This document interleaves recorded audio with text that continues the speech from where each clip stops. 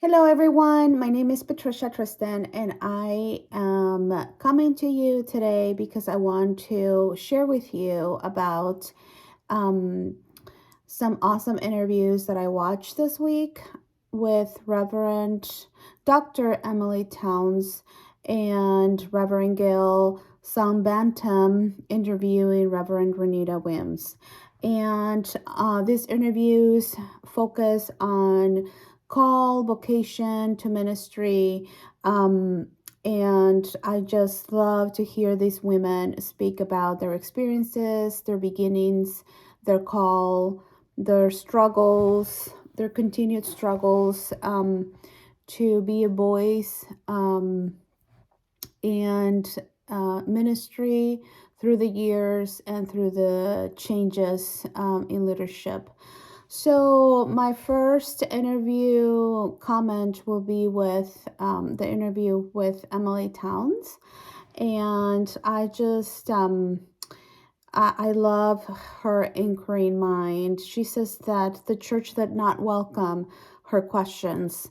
And so she had to find a place where she could voice these questions and get answers. I think that many of us, women who are thinking about vocation in the ministry, that we're thinking about our call to ministry, we have these questions, we have this increase, and sometimes we are not welcome. These inquiries are not welcome. So I totally understand her point of view.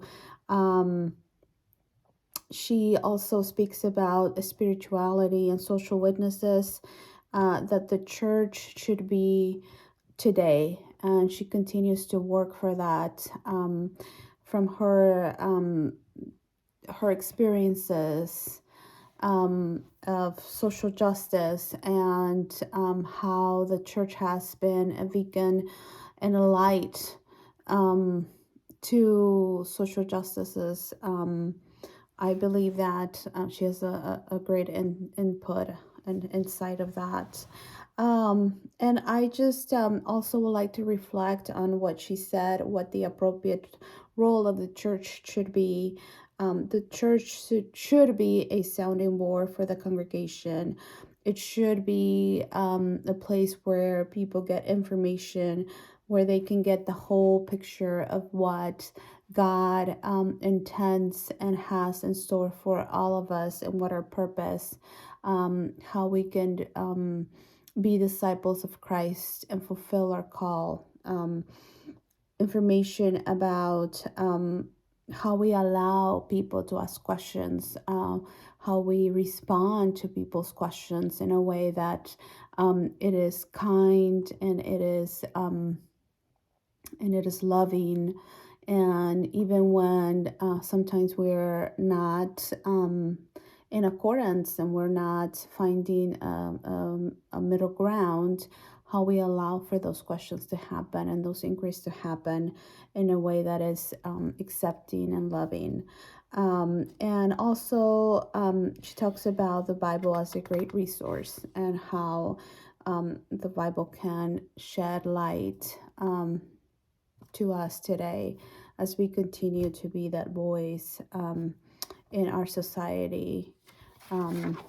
From my notes from the interview with Reverend Gail Songbantam and Renita Wims, just a very exciting interview, just their excitement when they speak to each other and how they relate their experiences. I just love their interactions.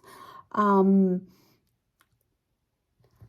of the things that Reverend Renita Wims says that she was not called, but chose to teach theology instead of pastoring, and that is interesting because many of us, like, I feel like my call is to preach the word. I feel like I've been called um, to teach the word as well as a pastor, as a minister. I feel led to share my love with those who are in pain, to walk with those who are in need, um, but Reverend Renita Wims chose to teach theology instead of pastoring a church. Now she is a pastor of a church, a very, I want to say, exciting place to be, as she describes it. But also, she made a point to say that the nature of academy is diverse, which means that there are different points of views um, to how we do the scholarship of theology, and it is it is in our best interest to understand that in order um, to be the leaders that the church needs. Something that she said also is that women um, were seen or were allowed to be pastors, but when she started, women were not allowed to lead. And that is a continued struggle for women's pastors, I feel. Um, but I also think that is something that we're still gaining more confidence, and people are understanding that women are pastors and are leaders as well. Um, there are some things I like to say from her interview, like how can we give others chances, but we give the church only one or two chances, and that was in reference to a question that Reverend Gail Song or a comment that she made about how many people say they're done with the church. And that was interesting because um, Reverend Renita was very um, excited, and she was very passionate about this. She was, um, reflecting on how many people are willing to give other organizations their jobs, their relationships with other people, second, third, fourth chances, but they will not give the church a second chance. And I agree with her. We need to foster this understanding that churches are not perfect, and we as leaders are not gods, and we commit we make mistakes, and we need second chances. The church needs a second chance as well. So one of the other things that I loved about her interview was her passion for speaking the truth, and I want to close with this. She says that preaching sermons she had to leave, and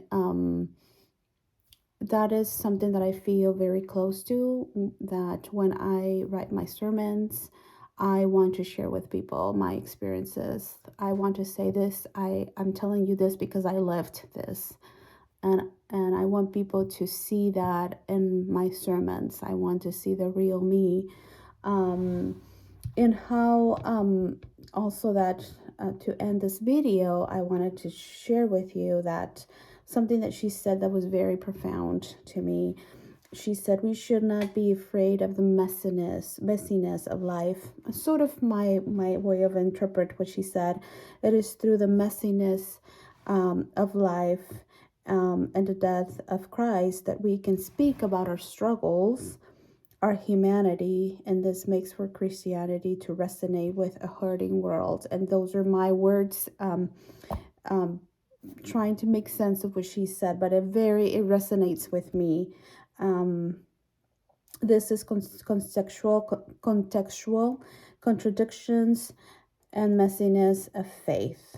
God is with us even in the messiness of times.